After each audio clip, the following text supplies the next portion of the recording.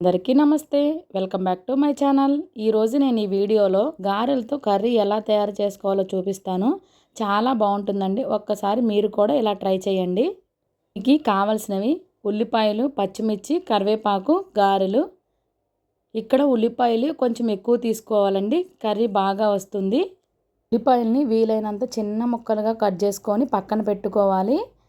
ఇక కర్రీ విధానం చూద్దాం. పొయ్యి మీద ఒక కళాయిని పెట్టుకొని దానిలో ఆయిల్ యాడ్ చేసుకోవాలి.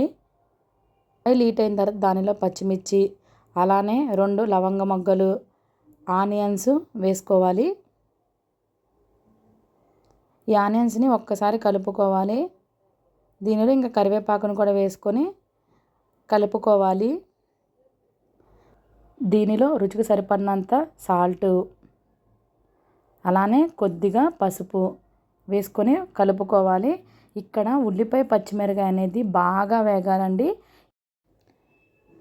వీటిని ఒక్కసారి కలుపుకొని ఇవి త్వరగా వేగడం కోసం నేను దీని మీద మూతను పెడుతున్నాను. ఇక్కడ మూతను తీసుకొని మధ్య మధ్యలో మనం కలుపుకుంటూ ఉండాలి.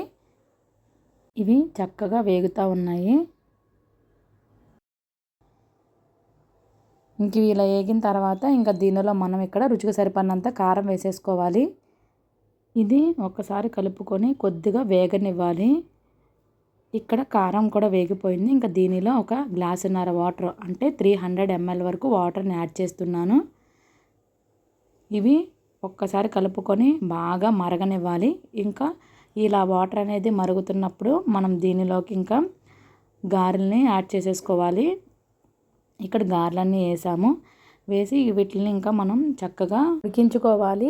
ఇక్కడ వాటర్ అనేది దగ్గరగా ఎగిరిపోతే సరిపోతుంది. ఇంకా ఈ స్టేజ్లో మనం సాల్ట్, కారం సరిపోయిందో లేదో చూసుకోవాలి. ఇక్కడ నాకు అన్నీ సరిపోయినాయి. ఒకవేళ మీకు తగ్గితే ఇక్కడ అడ్జస్ట్ చేసుకోండి. ఇంకా అంతేనండి. ఇలా అయిన తర్వాత ఇంకా స్టవ్ ఆఫ్ చేసేయడమే.